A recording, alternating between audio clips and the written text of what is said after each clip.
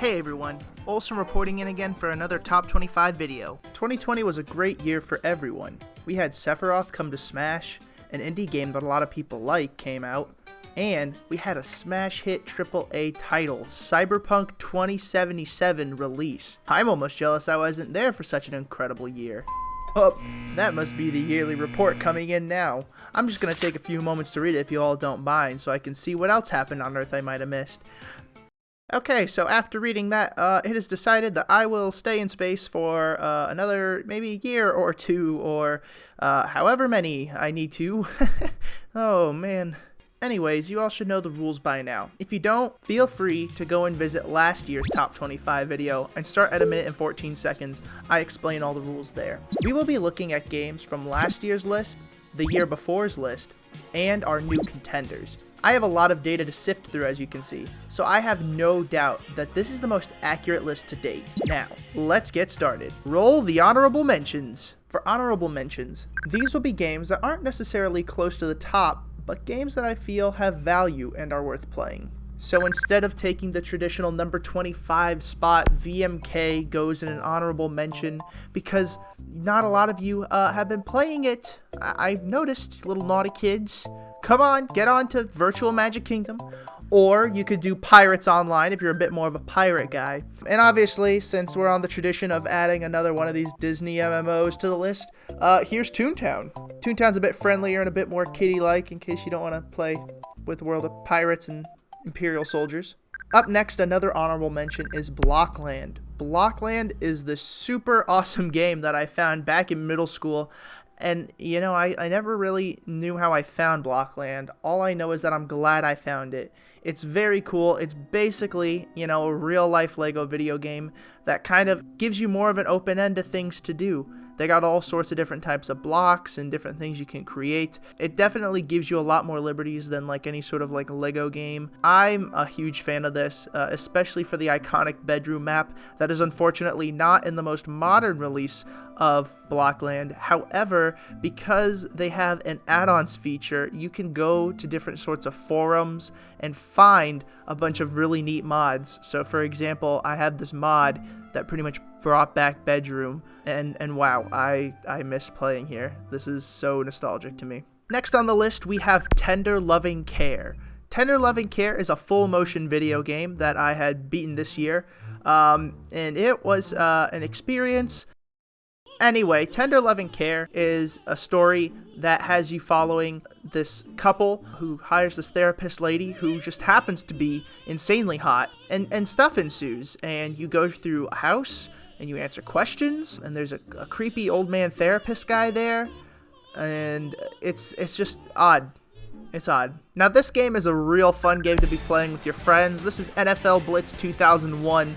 And it's a lot of fun to just beat the ever-living garbage out of some people. Up next is a game that I don't think anyone would typically find unless told about this. This is called Futureport 82. Now, I haven't played Futureport 82 because my computer can't do it. The graphics card in my computer is apparently horrible, so I have to get a new one. But Futureport 82 basically transports you back to Epcot on opening day in 1982 and lets you explore the world and get to kind of get a glimpse into what Epcot was like before intellectual properties basically consumed every single part of the park and left zero originality.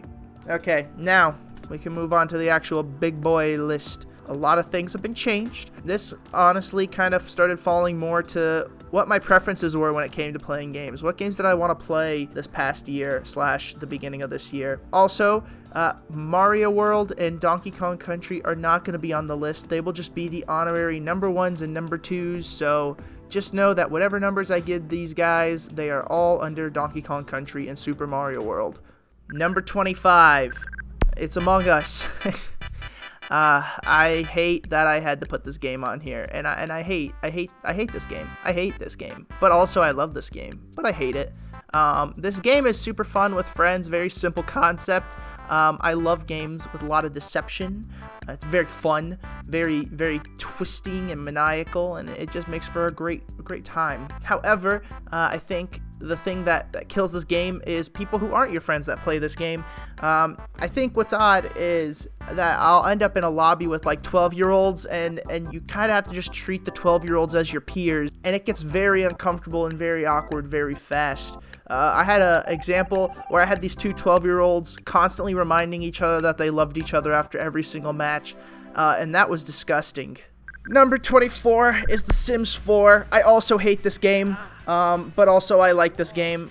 It's so weird. I've never played a video game that has had no effect on me like The Sims 4 has. It's made me definitely want to play it because it's The Sims and I love The Sims. But also, sometimes I just need the urge to just push buttons or do something else to really fully take my mind off of stuff, and strangely enough, The Sims 4 doesn't do that. But it's addicting. I can't knock it for that.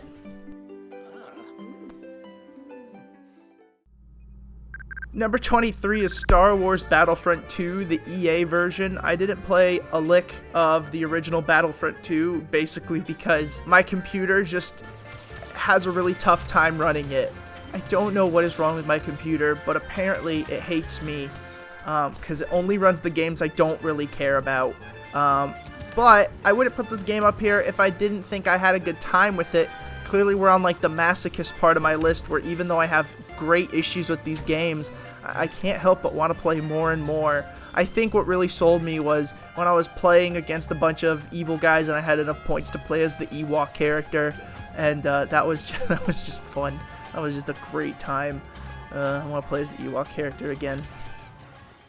Up next is Mario Tennis for the Game Boy Color / Game Boy Advance. This is a really weird pick. Typically the handheld version does not beat out the console version, but that's because these handhelds actually hold something that the console versions don't have, and that is an actual RPG and story where you get to play as these students at a tennis academy. I'm not going to spoil anything, but it's a lot of fun. It's really addicting, and it's a really nice change of pace from just typically playing regular tennis and being done with it. Okay, number 21. So, my first year of ever making these, I put Mario Kart Double Dash over Mario Kart 8. And then the next year, I put Mario Kart 8 and Double Dash together. And now we're just going to leave Mario Kart 8 all by himself here in the number 21 section. The reason that I'm doing this is because what was great about Mario Kart 8, I didn't realize until now, was just how fun it was to play in time trial mode. I don't know if it's just because I was really bored one day and I played a lot of Mario Kart Double Dash with Cosmonaut Colin or what, but it made me realize that it's actually really fun to try to best your times. I've also been watching a lot of Initial D lately, so all that drifting probably really got me in some sort of racing mood. Number 20, we're going to give this to Kirby 64, The Crystal Shards. I think I just have a huge nostalgia kick for this list, because Kirby 64 definitely puts me in a mood that really gets me feeling my soft, tender mush side. I just have a lot of great memories either playing the game or listening to the soundtrack. I will always be willing to play this game whenever I have it ready and available. So there you go, Kirby 64. Thank you for making me always feel sensitive. Number 19 is Tony Hawk's Pro Skater 2. I did not get around to playing the Tony Hawk's Pro Skater 1 and 2 remake for PlayStation 4. However, I have played Tony Hawk's Pro Skater 2 this year, and it's very good. It's a great game. It's a lot of fun. It's addicting. I'm not great with the moves, but I don't necessarily need to be. As long as I got a pretty basic idea, it's pretty easy to go through the campaign, but it's a lot of fun to play, a lot of fun to explore and unlock all the secrets in the areas, which is what I really think has prolonged the longevity of Tony Hawk games for as long as they've been around. Once you stop really giving out the secrets and stuff, and there's not a lot to explore or do, I think that's when you start to lose the audience. Number 18 is Sad Earthbound, aka Lisa. I guess there are sad elements to Earthbound, which would also be known as Mother 3. But this is such an interesting take on a wacky RPG. It's very apocalyptic and sad, while at the same time being very funny and making you wonder if you should even laugh at certain parts. But it's definitely engaging. The way that the world works, it's pretty linear, so it's pretty easy to follow the story and not get lost and just keep yourself moving. However, this game can be a challenge. It's kind of a pain in the butt at points, honestly, and I wish it was easier. Now we have another low-budget game on the list. This is Noid 2 Enter the Void. I didn't play this until this year, even though it came out in like 2017, and this game controls so well. I love playing as the Noid. I love using the yo-yo to swing around. I love, just wall jumping and wall running. It's got a lot of great platforming stages, and that's also a really hard game. And oh my gosh, all the artwork done for all the characters that were created, and the throwback to old Domino's merchandising really gets me all happy and giddy. I'm such a sucker for advertising in video games.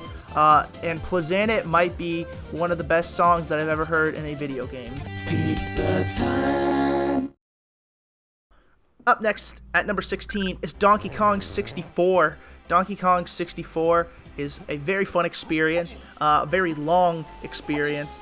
But regardless, it's so much fun. I love getting to play as all the different Kongs and using their abilities, and I love collectathon games in general. But Donkey Kong 64 I got to play recently this year. I don't get bored. I don't get bored playing this game. Next we got Yakuza 0. You might know this as the Baka Mitai song game. And yeah, it has its moments where it's intense and interesting and action-packed and serious. Just as much as it is wacky and goofy and doing some of the stuff that makes you wonder, what is this video game? I don't understand. It's so much fun, and the combat's super satisfying, and everything looks beautiful. I need to get the rest of the Yakuza series. Number 14 is Pokemon Ruby. Pokemon Ruby is back on my list yet again. Definitely my favorite Pokemon game. I have been having a lot of thoughts about Pokemon lately, so might get a video on that soon. But just know that Pokemon Ruby, still very special, still very fun to play. I absolutely love this game. At number 13, we have Metal Gear Solid 5, The Phantom Pain. I got this game years ago when it was on sale for like $10 because it went down in price pretty quick, and I didn't get to play it until this year when I kind of upgraded my workstation. It is such an interesting game. I think it's more interesting on the gameplay front and how I approach things. It's very open-ended in that aspect, and I love that. The story, I haven't really gotten to a point in the story yet where it's like boring. It's odd. It's definitely odd. I'm still asking a lot of questions, but it's so much fun that I get all this different freedom to do what I want to do and do how I want to do it. Next is Super Monkey Ball 2. Super Monkey Ball 2 is a really fun arcade-like game where you're moving around your monkey in a ball, trying to get to the end goal. It sounds simple enough, but it's actually ridiculously hard. Again, sucker for advertisements in-game, so I do enjoy seeing the Dole bananas. And on top of the advertising, all the monkeys are super cute. The level design is really smart, really fast, and it's so much fun to watch people speedrun this game. It's definitely the most enjoyment I've had out of watching a speedrun. Number 11 is Breath of the Wild. Breath of the Wild is back. I'll probably keep putting this up on my list until I get my hands on Breath of the Wild 2. I'd like to think it's going to be better than the original, but also with the way that Nintendo has been kind of acting lately, it scares me a lot. So we're gonna see how this looks. Oh boy. Number 10 is Pokemon Colosseum. I love Pokemon Colosseum. The soundtrack's amazing. I love the story. I think it's super interesting and a cool new take on Pokemon. I love the capturing shadow Pokemon mechanic. I love that it's in a 3D world. It's got that GameCube charm. Basically, I love this game. I've been playing it ever since I was a kid, and I am getting close. I've beaten the OG part of the game. Now I'm just trying to catch all the shadow Pokemon. Number 9. Marvel vs. Capcom 2. New Age of Heroes. This game is so much fun. It is the most fun I have had playing a 2D fighting game. I know I've talked a lot about Skullgirls, but I keep forgetting that Marvel vs. Capcom 2 is on the Dreamcast and Xbox because I've only played it in arcades. Until now, Marvel vs. Capcom 2 is so much fun. I love getting to pick through all the different Marvel heroes or the Capcom video game characters. My main man is Spider-Man. He's just got a really good flow and feel to him, and I have like all my own little button combos that I get to do that really make the game fast-paced and interesting and just so much fun. Number 8 is Power Stone. Power Stone, everyone calls the 3D Smash Brothers, which it sounds very weird to me, but I will say Power Stone is a blast. I haven't gotten to try Power Stone 2 yet, but Power Stone 1 is very cool. It's an arena-like fighter where typically you're using the environment or any weapon drops to fight each other and beat the crap out of each other. However, when you get the 3 power zones, you charge up and you go super duper mode, and you just destroy everybody. It's brutal, especially if you are on the receiving end of the people who catch the 3 power stones. No, please, please, please, please!